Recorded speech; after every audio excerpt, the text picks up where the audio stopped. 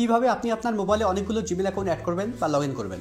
ধরুন আপনার মোবাইলে আগে থেকে একটা জিমেল অ্যাকাউন্ট অ্যাড করা আছে বা লগ ইন করা আছে। এবার কিভাবে আপনি আপনার মোবাইলে আর একটা নতুন জিমেল অ্যাকাউন্ট অ্যাড করবেন বা লগ ইন করবেন। ফ্রেন্ডস, এই ভিডিওতে যেভাবে দেখানো আছে এইভাবে আপনি এক এক করে অনেকগুলো জিমেল অ্যাকাউন্ট অ্যাড করতে পারবেন। তো ফ্রেন্ডস, ভিডিওটি প্রথম থেকে শেষ পর্যন্ত দেখুন। ভিডিওটি ভালো লাগে লাইক করবেন, আর চ্যানেলে নতুন হলে চ্যানেলটা আবার সাবস্ক্রাইব করবেন। তো চলুন ভিডিও শুরু করা যাক। তো মোবাইলে দুটো, তিনটে বা তার বেশি জিমেল অ্যাকাউন্ট অ্যাড করার জন্য বা লগ ইন করার জন্য আপনাকে জিমেলে আসতে হবে। জিমেলে আসার পর একদম উপরে ডান দিকে দেখুন প্রোফাইল লোগো শো করছে। দেখুন আমি প্রোফাইল লোগোতে ক্লিক করছি।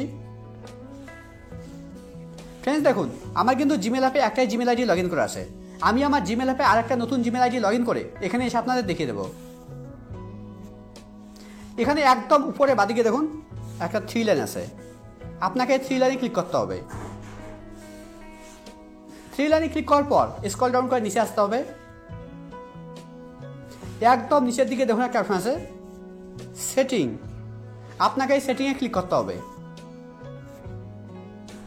সেটিংয়ে ক্লিক করার পর আপনার জিমেল অ্যাপে যেগুলো জিমেল আইডি লগ ইন করা আছে সবগুলো এখানে শো করবে।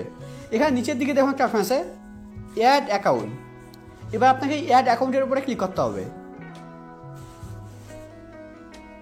অ্যাড অ্যাকাউন্টের উপরে ক্লিক করার পর এবার গুগলের উপরে ক্লিক করতে হবে।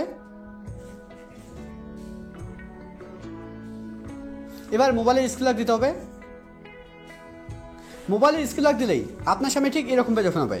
এবার এখানে দেখুন একটা ইমেল অ্যাড্রেস দেওয়ার ঘর আছে। এবার এই ঘরে আপনাকে আপনার জিমেল আইডি দিতে হবে। আপনি যে জিমেল আইডি অ্যাড করতে চাইছেন আপনার মোবাইলে। আমি আমার জিমেল আইডি দিয়ে দিচ্ছি। জিমেল আইডি দেওয়ার পর এবার একদম নিচে ডান দিকে দেখুন একটা অপশন আছে নেক্সট। এবার আপনাকে নেক্সটের উপরে ক্লিক করতে হবে।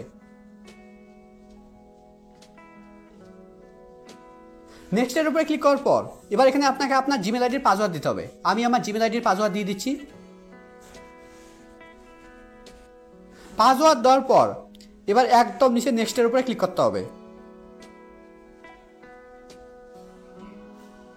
এবার নিচে ডান দিকে আই এগ্রিতে ক্লিক করতে হবে। এবার প্রোফাইলে আসছি।